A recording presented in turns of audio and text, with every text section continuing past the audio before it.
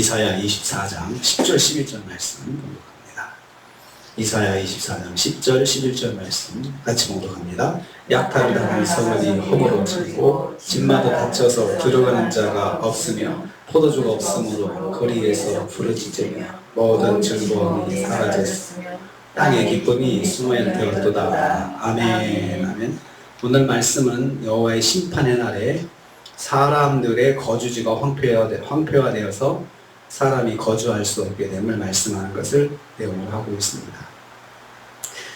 하나님의 심판으로 세상이 흉흉해지는데 심판의 특징이 보면은 이렇게 연쇄적으로 연결된 것들이 다 고통을 당하게 하시는데 어제는 포도원이 다 이렇게 이제 황폐화되니까 사람들이 포도주를 찾고 그것을 즐기지 못해서 기쁨이 없어졌다. 그것은 상징적으로 사람들의 그 소출이 생활의 그 수입이 없어지는 거죠. 수입이 없어져서 고통을 당하는 걸 말하는데 오늘은 이제 집이 이제 그 황폐화되는 거죠. 거주할 집이 이제 없어지는 겁니다. 성읍은 약탈을 당할 것이다. 10절에 그렇게 말씀하고 있습니다. 약탈당한 성읍이라 했는데요. 성읍은 도시를 말하고 또 나라를 말할 수도 있습니다. 심판으로 전쟁과 환경의 파괴가 발생해서 사람들이 먹고 살 수 있는 환경이 무너졌습니다. 그 결과 힘 있는 사람은 약한 사람들을 약탈하고 살았습니다. 약육강식의 세계가 되는 거죠. 그래서 성읍들이 약탈을 당하는 것이 일상이었습니다. 힘 있는 나라는 힘 없는 나라에 쳐들어가서 약탈하고 또 힘 있는 사람은 힘 없는 사람들 도시든지 무리를 지어가지고 도시나 촌락을 약탈해서 이렇게 살고 그랬습니다. 그래서 성읍들이 약탈당하는 것이 일상이었습니다. 약탈은 약탈로 끝나지 않고 성읍을 파괴하였고 그래서 그냥 약탈하면 끝나요. 왜 파괴를 하느냐? 적개심인 거죠. 서로 적개심을 가지고 약탈하니까 그러니까 서로 약탈 당하면 또 가서 원수를 갚아주고 그런 식으로 계속해서 꼬리에 꼬리를 무는 약탈이 이제 진행이 되는 것입니다. 그 결과 약탈당한 성읍들의 집들이 파괴되었습니다. 사람들은 정상적인 집에서 안전하게 살 수 없게 되었습니다. 거주할 환경이 열악해져서 육체적, 정신적 고통이 가중되는 것입니다. 그러니까 사람들 기본적으로 집이 있어야 되는데 집이 없어지니까 이제 집이 이제 제 기능을 못 하는 거죠. 무너진 집도 들어가서 이제 대충 또 어떻게 해서 살아야 될 거 아니겠습니까? 들어가 살다 보면 또 그것도 사람들한테 스트레스입니다. 여호와의 심판으로 매일의 삶이 육체적으로 정신적으로 고통스러울 수밖에 없는 것입니다. 두 번째로 집마다 사람의 방문을 거절할 것이다 했습니다. 10절 후반부입니다. 집마다 닫혀서 들어가는 자가 없다. 들어갈 수가 없는 것입니다. 집마다 닫혔다고 했습니다.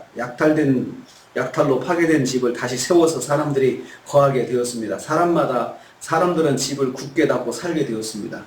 그러니 사람들이 문을 열어주겠습니까? 그나마 문 열지 않고 들어가는 사람도 없고 들여보내주는 사람도 없고 약탈자의 손길이 들었기 때문입니다. 상대가 갑자기 변해서 어떻게 또 공격할지 모르니까 믿지 못하는 사이가 되는 거죠.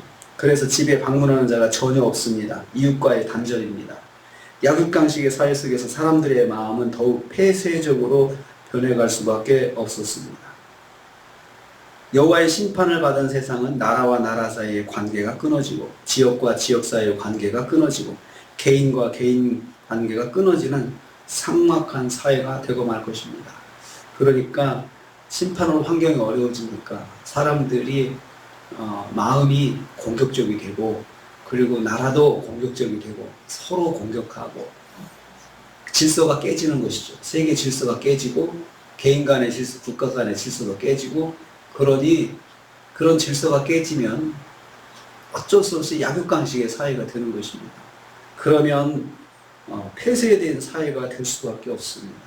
여호와의 심판으로 세상은 단절의 폐쇄가 이제 이루어지는 세상이 된다는 것입니다. 그래서 심판은 단지 그냥 한번 딱 받고 끝나는 것이 아니고 그 안에 있는 사람들한테 끊임없는 고통이 진행되는 것입니다.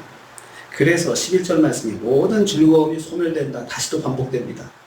그러니까 뭐 음식도 없고 관계도 끊어지고 이웃과는 단절되고 오직 하루하루가 긴장과 고통과 그런 그 단절 속에 살아가게 되니까 얼마나 힘들겠습니까? 그래서 즐거움이 사라진다. 사람들이 거리에서 부르짖으며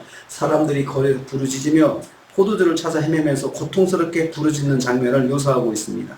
포도주가 없으므로 부르짖는다 했습니다. 포도주를 찾아서 거리에 뛰쳐나온 사람들의 절박함이 얼마나 큰지 말하고 있습니다. 여기서 포도주는 사람들의 일상적인 일용품이 생필품을 말합니다. 왜냐하면 당시에는 포도주가 그냥 물 같은 생필품이었거든요. 그러한 것이 없으니까 그걸 찾아 헤매는데 사람들이 고통스럽게 울부짖습니다. 왜 그렇습니까? 가족들이 굶어 죽으니까, 자식들이 굶으니까 이것을 막 찾고 다니는데 구할 수가 없는 것입니다. 여호와의 심판으로 극한 한발과 기근에 기갈하여 부르짖는 사람들의 모습이 생생하게 느껴집니다. 그 결과 세상의 모든 즐거움이 사라지고 세상 사람들에게 기쁨이 소멸될 수밖에 없을 것입니다.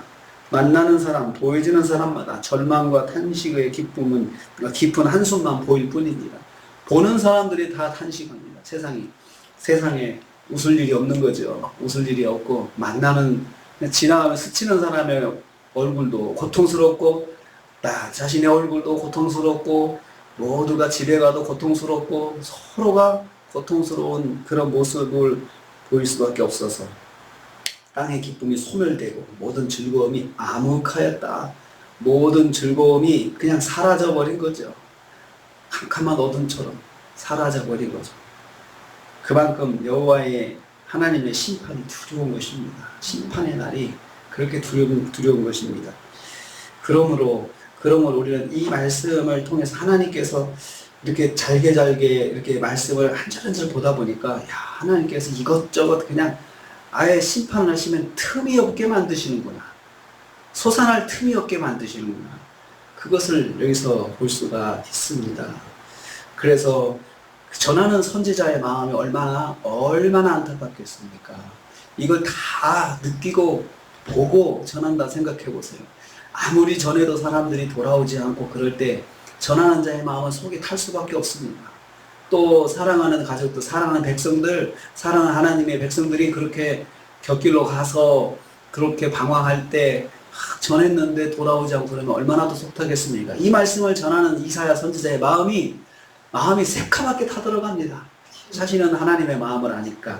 그래서 더욱더 사명을 가지고 그래도 전하는 것이 또 선지자의 사명입니다. 그래도 전하는 것입니다. 깨달아라 이거죠.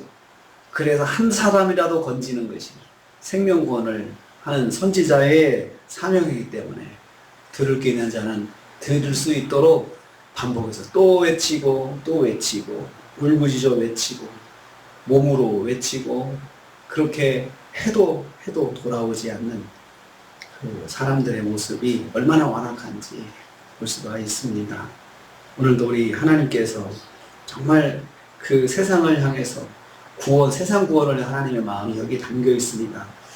왜냐하면 결국은 하나님의 심판은 이루어지는 것이고 하나님의 심판이 일어나면 모두가 이런 고통을 당하는 것이니 하나님께서 사랑하는 백성들에게 돌아오라고 말씀하시는 것이 하나님의 마음도 안타깝습니다. 하나님의 본성이, 하나님의 품성이 심판도 있거든요.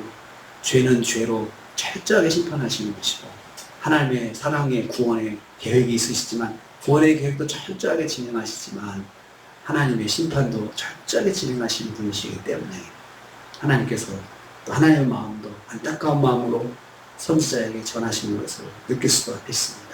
우리가 하나님의 마음을 가져야 됩니다. 세상을 향해서 안타까운 마음을 가지고 있어야 합니다. 그래서 생명을 위해서, 한 생명 구원을 위해서라도 우리가 외치는 것, 또 복음을 전하는 것, 또 복음적인 삶을 사는 것 놓지 말아야 됩니다. 그래서 세상 구원이 나를 통해서, 내가 전하는 복음을 통해서, 내가 전하는 삶의 메시지를 통해서 전해질 수 있도록 오늘 하루도 또 우리가 최선을 다해서 주님의 뜻 가운데 사는 저와 여러분 되시기를 주님의 이름으로 축복합니다. 주님 감사합니다.